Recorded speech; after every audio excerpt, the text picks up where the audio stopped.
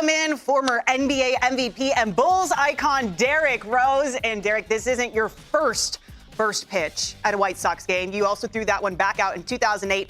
Anything specific that you're looking to improve? No, just get it over the plate and make sure I don't hit the ground. That's right. That's the only two things that I'm worried about right now. But for the most part, just enjoying myself and loving the experience and love living in the unknown and curating everything that you're seeing right now with my team. That's so much fun, dude. Now that you're not looking to improve, so I won't offer any tips. If you want a little bit more velo, just backspin the ball. We'll work on that. You know, we want that pitch spin. We want uptick. Hey, dude, throwing the first pitch out. Your hometown team. You're down the White Sox. Like kicking off opening day. Do you get so excited for this? Because for us, it's just the best day of the year. I am, bro. I'm very excited, and to be back in Chicago, and to be a part of, just this experience. My Jerry, I still talk to Michael, and I'm real cool with Jerry. So how everything came full circle, coming back. My kids are going to be at the game too. My family will be there, and this will be our first time as a collective, just experiencing something like this, and that's what we want. Just creating great energy, so that people can kind of get motivated by it, but at the same time feel a part of it. Because, like I said, I didn't get here by myself. I got here by the love and support by the city, and we're just trying to put our imprint on the city by doing unique things. Which of these two guys would you say is the better basketball player, just going off of looks? You know, dude. Hey, at least I gotta go with the ball and Kevin. with the ball. Yeah. Kevin. So I'm gonna be honest with you now. So that rim. So we did a segment. I tried to go up there. I couldn't even touch the net. And I love me some basketball. I was a terrible horse shot. I didn't know how to get the hand of the cookie jar, and we had to lower that net, that rim, so it looks like I was playing above the rim. I think it was a 6-foot rim. Yeah. And I still bricked it. Yeah. And next time, try with the left hand. That's right. Might have been lefty. Jump off 2 feet next time. Hey, definitely one thing, his basketball jersey is not going to be retired, but yours is. Your number is going to be retired by the Chicago Bulls. An amazing feat. Congratulations on that. But if you had to pick something else in life where you could have a jersey retired, whether that's a sport, an art, whatever that is, what's something that Derrick Rose does off the court that could be retired for?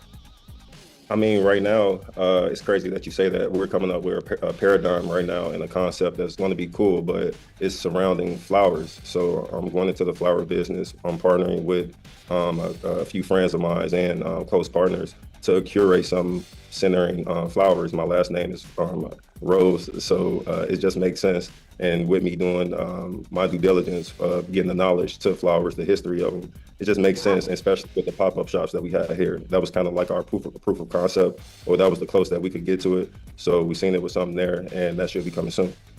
That is awesome. That is really awesome. Now, you've announced retirement after 15 seasons. This is my 15th season in television. Should I retire? And what are the pros and cons? That's what I'm trying to figure out right now. Hey, check it out. Everybody that I've been talking to, successful guys, they always talk about how you really just don't retire. And the way I've been ideating is really no such thing as retiring, especially when you play sports and when you're an ex-athlete. You're going to sit in the house, get bored, and you're going to figure out or be obsessed with something else or find something else to be obsessed with. So I'm trying to ride this thing all the way out, just like you. That's why I was telling you before the show that I admired you guys, because you all found it out what that passion was after playing. Most guys don't have that, don't have the time or the prowess to figure things out like that. So I'm thankful to be on the show. I'm thankful to be talking to you guys and talking about the experience and giving me this opportunity. And hopefully I'll be back on here talking about another project that we have going on soon. 100%, man. And I will tell you this. It's funny because, golf is what I picked up. We're used to competing. We're used to bus times. We're used to stretch times. And it's hard. People don't realize, that's what we're wired to do our whole life is a schedule. And then when you get done, you don't know what to do. You take the kids to school. You're in the line. Cool. But that ends in about 8 minutes. And then it's like, what do I got to do to get those competitive juices going? I picked up golf. Ryan picked up golf. Like a lot of pitchers golf because they only play once every 5th day. But you got to find something. I always say get excited for something for dudes that are retiring because it's hard. There's like this little cliff that we all fall off of. Yep. And Steve Young helped me a little bit, said you're going to fall off. You'll get back on your feet. But this is awesome to hear you, thinking about what's the next step. And I admire that to already know that because it's not as easy as people think. No, not at all. It comes with being obsessed with it. And that's why I figured out throughout my journey. I was obsessed with basketball, meaning that it was intrusive. It was an everyday dream. Every dream, every time I did use my imagination, basketball was there. And then it went from that to me loving it. And love is just an intense feeling.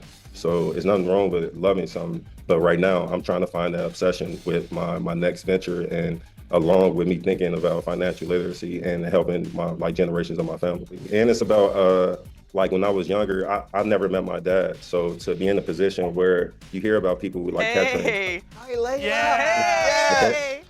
I want to ask you something. Oh, that's the best. How old are you but now? 7. Wow. She is But awesome. what I was saying is, like, you hear about like how guys successful like guys left like journals, or they left videos of them actually like working. And that's why I want to leave with my kids. Like, yeah, the on-court stuff is cool, but I want to see them actually see me in like meetings and like doing things like this. This don't have anything to do with basketball, That's right. but working at the same time. So yes, I'm doing all this, but understand that I'm a businessman, but I love to experience these type of things along with my family so that they can love it. And one day, like you said, look back at it and cherish it, because cherishing means protecting too. Well, happy opening day to the Rose Oh, yeah. family. Appreciate it, guys. And have fun throwing that first pitch. It's opening day, and we've got it covered. We head to Arlington, where Kevin will be calling games this weekend. The Rangers beefed up their lineup with the likes of Jake Berger and Jock Peterson, while Boston will unveil their new ace in Derrick Rose and new third baseman Alex Bregman. So, Kevin, who will have the most impressive debut today for their new team? I mean, this Garrett Crochet arm, and just to see him, and he's big and strong, never pitched in the minor leagues, so let's not sleep on that. I think Crochet is going to have an amazing start for the Boston Red Sox because he has the baseball. Breggy, phenomenal sign by the Red Sox ball player, but I'm going to go Crochet. I like that. That's a great. Why wouldn't you, right? Both those guys star players. I'm going to go off the grid a little here. I'm going to say Jake Berger's going to have a special day. We saw everything that he went through off the field. His daughter, the surgery, hits the home run in spring training. Opening day, something special is going to happen for Jake Berger down there. I love that. Ballpark Cam takes us to Kansas City, which was the site of playoff baseball for the first time in a decade last season. They host the defending AL Central champion Guardians today. The Detroit Tigers were the third team to reach the postseason from the AL Central a year ago. So, Demp, will 1, 2, or 3 AL Central teams make the playoffs this year? Yeah, this is a tough one, Sierra. I got to say, but listen, there's some beasts in the East and some stuff out West that's dangerous. So I'm going to say 2 of them, 2 of these. I hope your bracket reflects that. Yeah, my bracket definitely has I know I have the Royals and the Guardians, I think, when I was looking at it. I like the Royals a lot this year. Royals are going to the ALCS. That's my guess. Yeah, the experience, we talked about it. I think there's 2 also. I think 2, 3's a tick much because I do think the teams in the East are better. I think Red Sox will be better. I think you're going to have the Rays that people are sleeping on. Yankees are going to be back, but we'll see. I would say 2 with Dempy. All right, Great American Ballpark is our next stop, and today it will feature 2 of the best shortstops in the National League. Willie Adames will make his Giants debut, while Elly De La Cruz is on the verge of superstardom. But Kevin, which of these 2 shortstops is more important to their team's success? I really do think Elly De La Cruz. I think that because he has the ability to carry an organization to the promised land. Like, he has that type of ability. Now it should slow down. He's my pick. Yeah, this guy literally is going to propel himself into MVP status. What he can do, the power combination of power, a little less strikeouts, but the speed power combination, the electricity which he plays, he's dynamic. He can change the game on the base pass. He can change it at the plate. This guy is a future superstar, as we're seeing in this league. We're going to play a game called As Few Words as Possible, and that's how you're going to have to answer the next couple ones. Okay. We head to San Diego, where we get an immediate postseason rematch when the Padres host the Braves, and we get the pitching matchup that everyone wanted to see in the wild card series opener. That is Michael King, who was dominant against Atlanta a year ago, and of course Chris Sale, who was unable to take the mound due to back spasm. So Ryan, who will the headliner today in the wild card matchup that should have been? Chris Sale. Yeah, I'm going to go with the defending Cy Young Award winner.